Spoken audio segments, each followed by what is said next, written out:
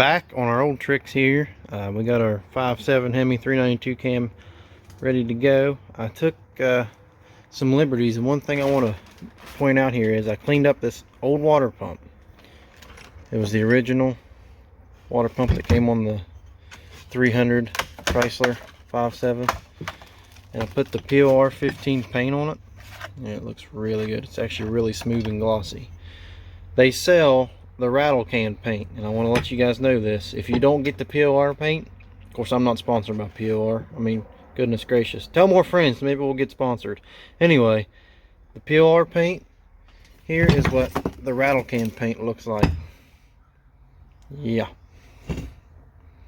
this was another water pump I did for practice to see how it would turn out, and you can tell definitely that would look like absolute sewage.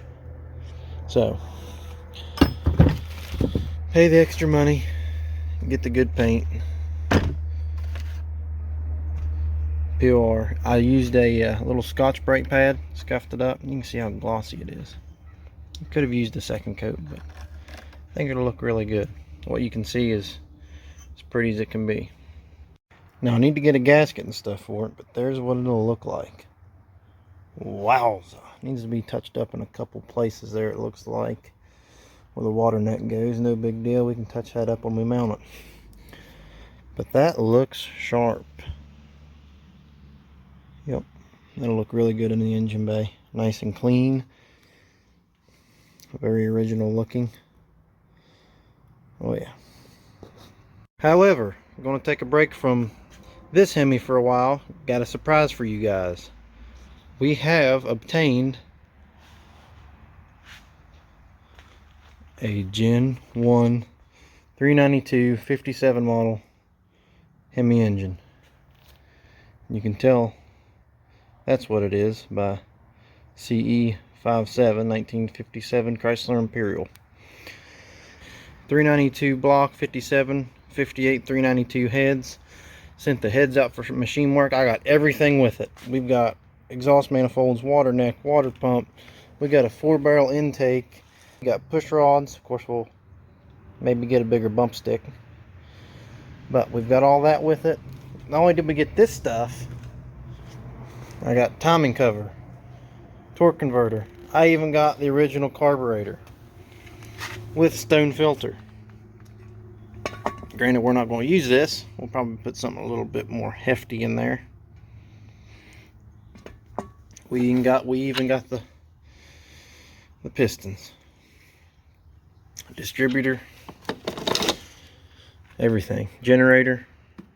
So since we're about wrapped up with our Gen 3, I felt like this was a good time to step up to the Gen 1. Step up, step down, not sure what you'd call it. But anyway, what I will want to point out is this is a 6.4 liter 392. That is a 6.4 liter 392.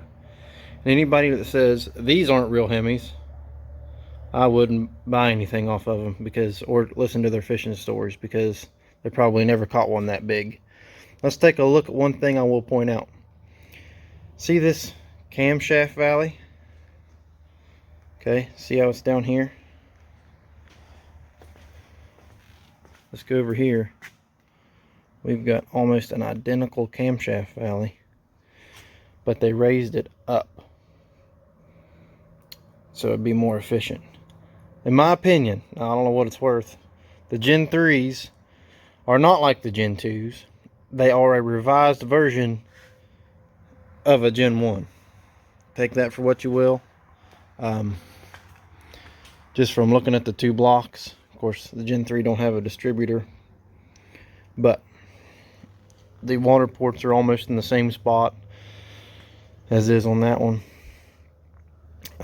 This was a fairly low miles engine. You can tell by the rod bearings that, oh my goodness gracious, I don't think the rod bearings look that good in our Gen 3 when we took them out. So we're going to be working on this a little bit in between our Gen 3 stuff. Just give us a little break from the new age. Don't worry, we're not going to paint this Hemi orange. We're going to paint it the silver, the factory silver. Got some new valve covers coming for it. They should be in the mail today. Some new valves. We're not going to hop it up. We're going to put it back to factory. Maybe we'll put a crazy intake and a newer carburetor on it. But other than that, it's going to stay the way that it should be. I don't know what I'm going to do with it. What do you do with these things? I know that I'm not taking a flame axe to the fenders of this to put it in there.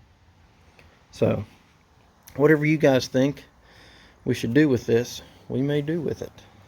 Put it on a run stand and leave it there for weddings, anniversaries, birthdays, you know, bring it out for special events. Be a good idea. I do know that it's probably the only one I'll ever have, so we'll do something with it, even if it's just to run.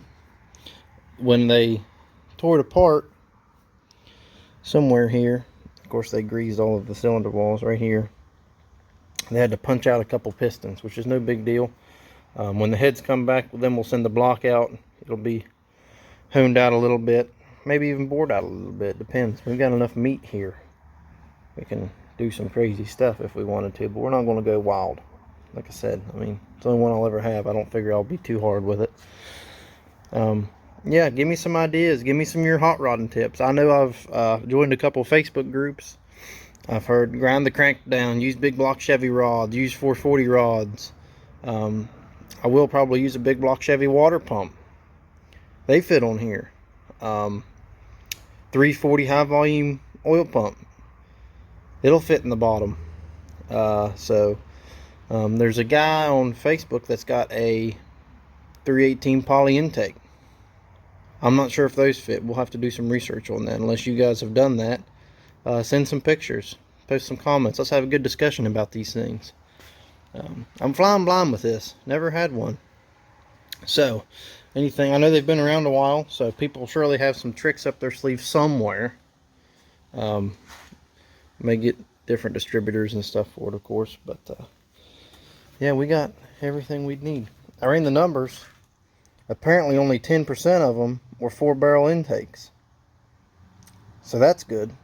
We may get a different one, or maybe we'll use that. I don't know how good this intake flows. So there is a place called Hot Hemi Heads where we can get some parts for it. But we'll see what we need. I want to see if the heads are worth saving before we go too far into it. I will say those heads are not for the faint of heart. It took, I mean, it was one at a time. It was all a man could do. There's the tote they were in, and it suffered some collateral damage. And this is why I want to get the heads checked out before we go dumping a bunch of money in this thing.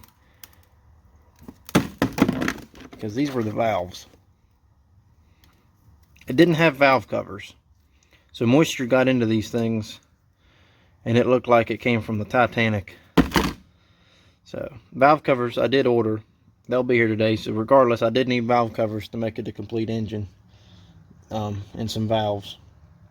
But I'll keep you guys posted. I haven't posted anything in a while, I've had a lot of personal stuff going on. I haven't had a whole lot of wrenching time, which isn't good for the soul.